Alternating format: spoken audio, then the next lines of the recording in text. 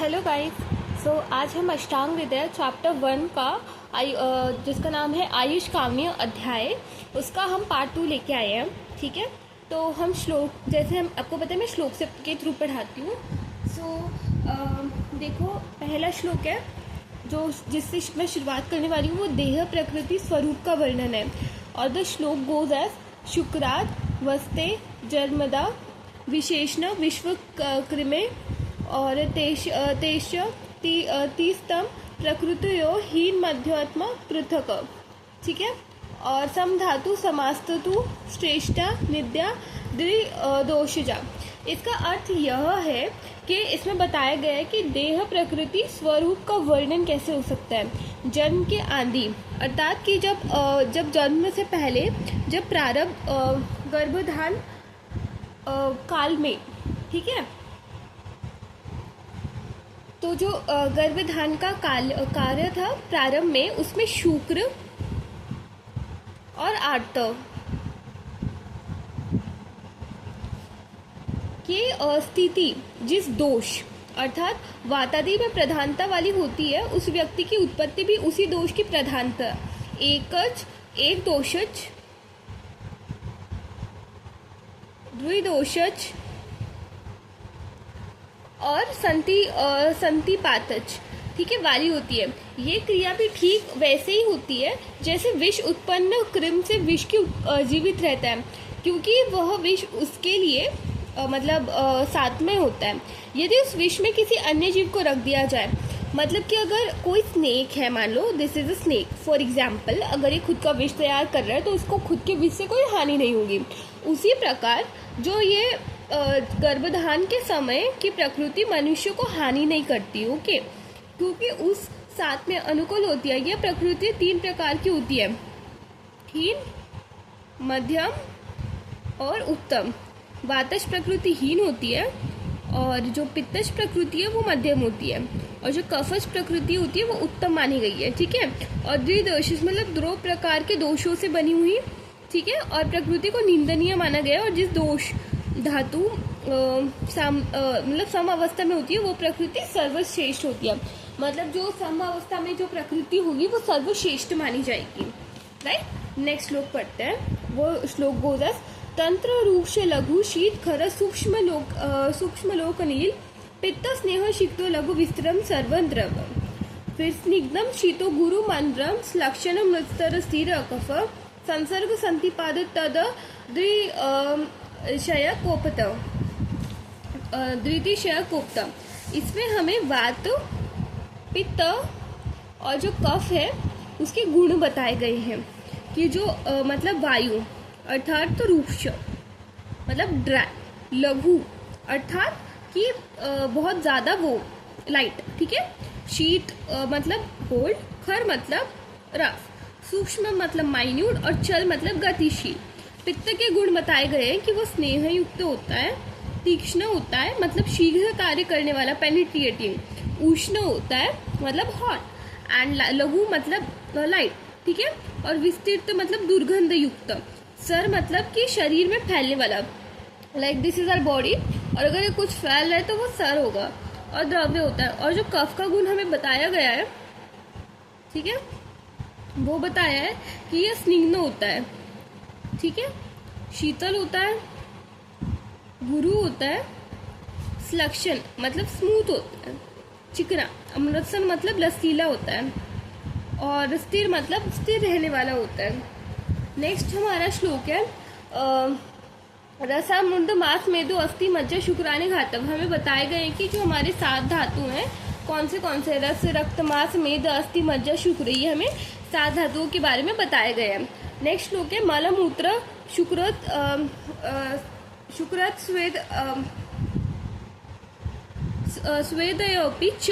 अर्थात कि जो मल जो बताए गए हैं वो 3 प्रकार के होते हैं। जो इन्होंने मल, इसमें आपको श्लोक दिख रहा होगा, अच्छा ये 13वां श्लोक है। जो मल होते हैं वो होता है पुरीश मतलब स्टूल, मूत्र मतलब लिक्विड वाला, और स्वेद मतलब स्वेट। तो इस 3 टाइप के हमारे जो वो होते हैं मल होते हैं। विधि सामान्य सर्वेशा विपरीत पर्याय। नेक्स्ट श्लोक है, इसमें वृद्धि और क्षय के बारे में बताया गया है कि जो समान दोष होते हैं ना, जो वात पित्त और कफ मतलब दोष दुष्य और मल में अगर सामान्य होता है तो ही नॉर्मल स्टेट है। अगर इसकी वृद्धि हो गई, बढ़ गया या कम हो गया, क्षय हो गया, तो that leads to diseases. Okay, next श्लोक है रसा स्वाद लंब वणित कटु तिक्त कषाय षड द्रव्य मासी शास्त्र अर्थपूर्वक बलवाह। तो इसमें हमें बताया गया है कि जो रस होते हैं उसका लाइक कौन कौन से रस होते हैं। तो ये होता है रस जो होते हैं मधुर, अम्ल लवण, कटु तिक्त कषाय। ठीक है, और जो नेक्स्ट श्लोक है तद्याना मारुता घृण्वन्ति त्रयस्तिकाय कफम कषाय तिक्त मधुरा पित्तमण्य तो पूर्वते।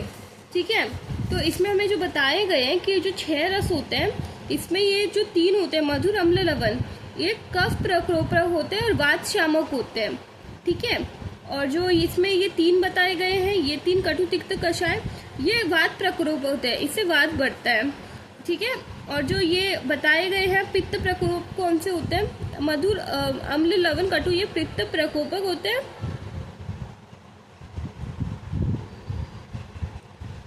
और जो ये सब है ये पित्त शामक होते हैं।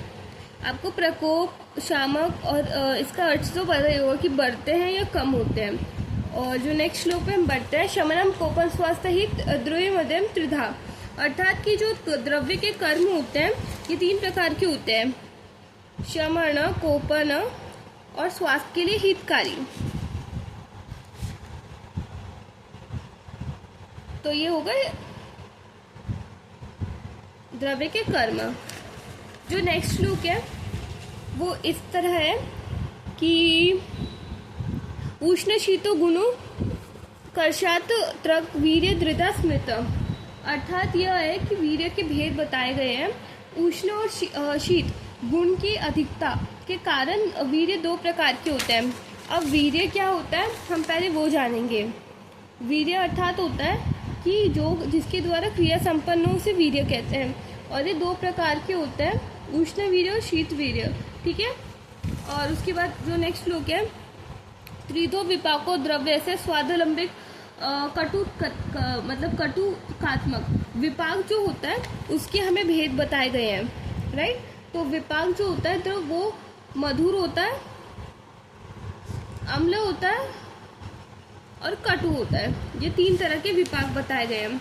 गुरु मंद हिम स्निग्ध लक्षण सांद्र मुद स्थिरा गुण सूक्ष्म विशिदा विशेंदी खर। तो ये हमें बताए गए हैं द्रव्य के अब गुण। द्रव्य के 20 गुण होते हैं।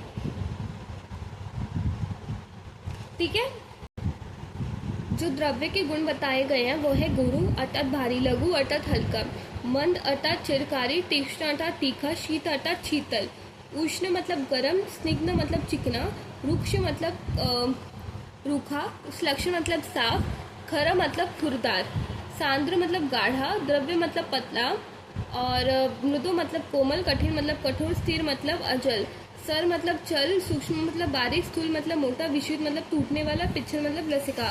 और ये जो सारे 20 गुण है ना ये एक दूसरे के अपोजिट है। राइट, हमारा नेक्स्ट श्लोक है कालार्थ क्रमाना योगो हीन मिथ्या त्रिमाकम समयोग्य विज्ञो रोगायोग कार्यक्रम, अर्थात यह है कि ये रोग और आरोग्य का कारण बताते हुए बताता है कि काल्य जो होता है, जो काल वो होता है या तो नित्य होता है या अवस्थिक होता है। ठीक है, जो अर्थ होता है वो होता है इंद्रियों के विषय, और जो कर्म होता है वो होता है कायिक, मानसिक और वाचिक। ठीक है,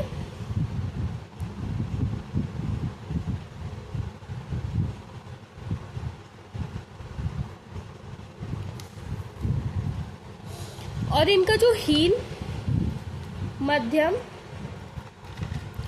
मिथ्या और जो अतियोग होने से जो रोग की उत्पत्ति होती है, ये 3 सम्यक होने योग होने से आरोग्यता की प्राप्ति होती है। ठीक है, इनकेस मतलब आपको नहीं समझा तो दैट मीन्स कि जो रोग और आरोग्य होता है इसमें काल, अर्थ और जो कर्म होता है उनमें हीन, मिथ्या और अतियोग होने से रोग की उत्पत्ति हो जाती है, राइट। और इन तीन का संयोग होने से आरोग्यता मतलब स्वास्थ्य की मतलब अगर ये बढ़ जाता है तो रिलेट टू डिजीजेस, अगर ये इक्वल रहते हैं तो सम रहते हैं। रोगास्तु दोष वेशम, नेक्स्ट श्लोक पढ़ रही हूँ। रोगास्तु दोष वेशम दोष सामान्य रोगता निजगंतु विभागेन तंत्र रोगा द्विधा स्मृता। इसका अर्थ यह है कि जो रोग और आरोग्यता, इसमें मतलब अभी हमारे जो रोग होते हैं दोष, वो होते हैं वात पित्त कफ, है ना। और जो इसमें विषमना होते हैं क्षय या वृद्धि होती है, मतलब ये लेड टू डिजीजेस, ठीक है, इसको ही रोग कहते हैं। और मतलब आरोग्यता इसको मानते हैं, दो प्रकार के रोग होते हैं, नीच और आकुतिक। इन रोगों का नीच और आगुत दो मतलब अधिष्ठान में स्थान है, काय और मन में। और मन जो मानसिक रोग होते हैं वो होते हैं रज और तम, राइट। तो ये श्लोक का मीनिंग ये था।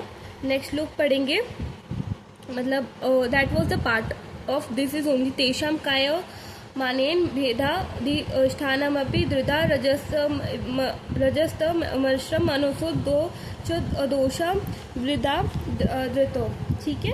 कि वही इसमें बताया गया है कि मानसिक रोग दो टाइप के होते हैं। और नेक्स्ट श्लोक है, दर्शन स्पर्शम प्रश्न परीक्षेत च रोगिणम रोगम निदान प्रागरूप लक्षणोपि भी, मतलब कि रोगी की परीक्षा कैसे ली जाती है। तो रोगी की परीक्षा 3 प्रकार से ली जाती है।